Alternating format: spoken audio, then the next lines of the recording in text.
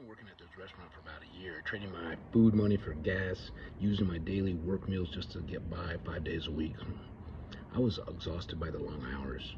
I was frustrated the day in, week in, week out, same thing, and just getting totally burned out because I was feeling so stuck.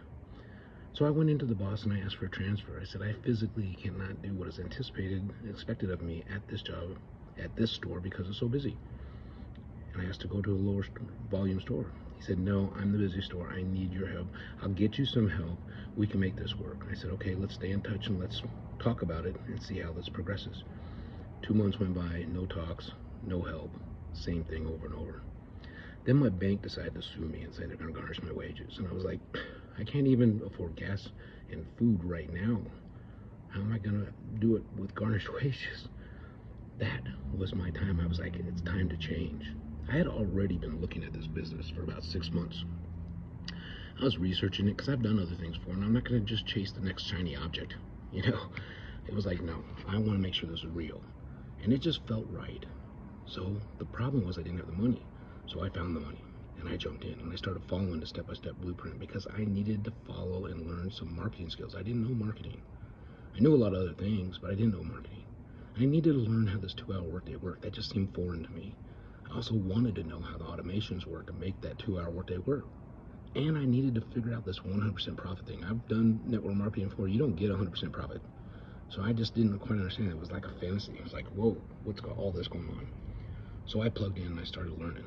And with anything new, you're going to have some struggles and some plateaus. That's where the community steps in. And they help and they support you along the way to get you over those plateaus. So I kept plugging in and just kept going. That's when things started to change. I did get my first sale in the first 10 days, but it was over time. And time, I paid off my debt, quit my job. That's when the hope started coming back into my life. It's like, this is real. I can make this work. I can change my life. The best gift I got was the time reclamation. Yeah, the money is good and you need money to get by and to survive, but the time for me to reclaim my life, that was the best gift so far. I have time for myself now to do my daily devotionals, to get myself grounded and be positive every single day. I have the time to be with family.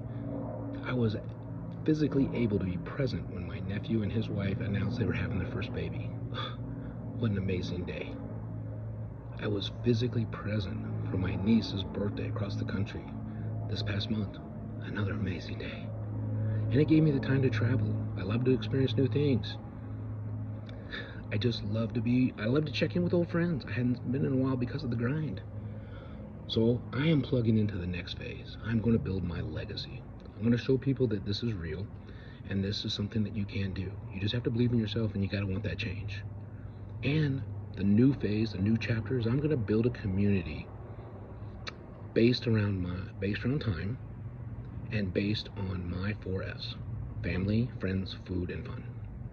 And I'm going to start sharing those updates right here as they go along as I'm building that community. And I'd love for you to follow along with me and just see how that's going as I build a community of love and peace based on my 4Fs: family, friends, food, and fun. Have a good day.